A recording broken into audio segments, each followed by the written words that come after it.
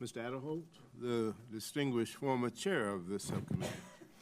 Thank you, Mr. Chairman, and congratulations on your chairmanship and especially on this first hearing of the subcommittee. It's great to be alongside of you. And Commissioner Gottlieb, welcome. Thank you for joining us this afternoon. Of course, I'm no longer chair of the subcommittee, but I wanted to remain on this subcommittee and asked to be have a seat on the subcommittee, and I continue to actively be interested in the matters that you work on and this subcommittee works on, and look forward to working with you. I want to follow up on the chair of the full committee was asking about with tobacco, and I think all of us remain concerned about youth access to flavored tobacco products, and particularly e-cigarettes. And it's not a partisan issue. Democrats and Republicans alike are very concerned about that issue, especially with the youth access. Some members of Congress propose raising the federal minimum tobacco age to sell to 21. What's FDA's position on that? We would support that, and I'll tell you, my position is that I would be supportive of that. And from my perspective, with respect to the e-cigarette challenge we're facing right now, where we want to preserve this opportunity for currently addicted adult smokers, but face a sheer epidemic of youth use of these products, and the numbers are going to go up this year as well, and perhaps significantly. A lot of the youth access isn't just 14-year-olds and 15-year-olds going into convenience stores and buying these products. It's enterprising 18-year-olds in high school buying them legally and creating a business in their high school, selling them back to 16-year-olds and 15-year-olds. And if we had a 21 age limit across the board on these products, it would make it harder for that kind of activity to take place. And so I think it could help me address the most immediate problem that I'm facing with respect to tobacco, which is the epidemic of youth use of these non-combustible products. Yeah, and I've been supportive of that as well. Of course, raising the minimum tobacco age of sale to 21 could drive more minors to purchase flavored tobacco products online. I think that's one issue that we deal with.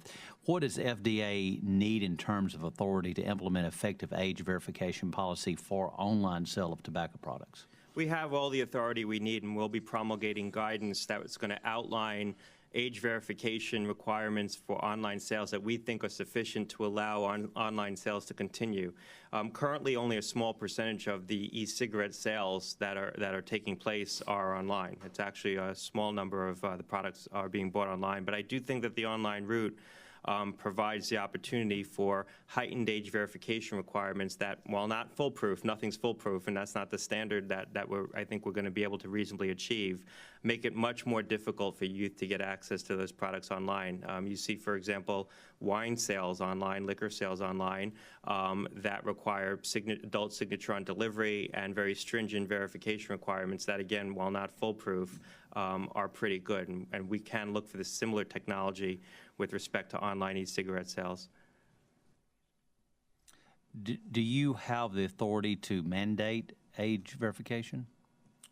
We believe we do. We're going to be promulgating guidance that's going to require significantly heightened age verification requirements for flavored e-cigarette products sold in convenience stores and products sold through online channels, and we'll be implementing that shortly. Well, I know Juul requires online customers to either upload a government issue ID or the last 4 digits of their Social Security number or other identification information. Is this something FDA could require of all the companies that sell tobacco products online? Yeah, I don't want to judge one process over the other. What we're going to do is give some representative examples of some processes that could be sufficient and allow sponsors to submit other alternatives, other creative alternatives. But we do believe that there is technology and ways to put in place online verification requirements that could be robust and could meet a standard that we would think is sufficient. Let me just, I know my time's running out, but let me ask about of course, FDA and USDA has signed the MOU outlining how both agencies will be involved in this regulating cell-cultured protein in October. What's the status of the MOU?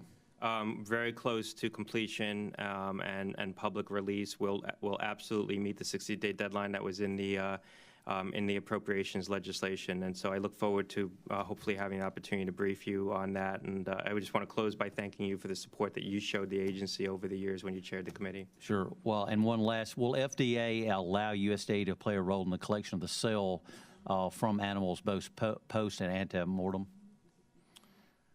I'm not sure I'm quite understanding the question, but the way that we've designed the process is we've designed a pre and post-harvest phase. And so the pre-harvest phase is the living biosystem.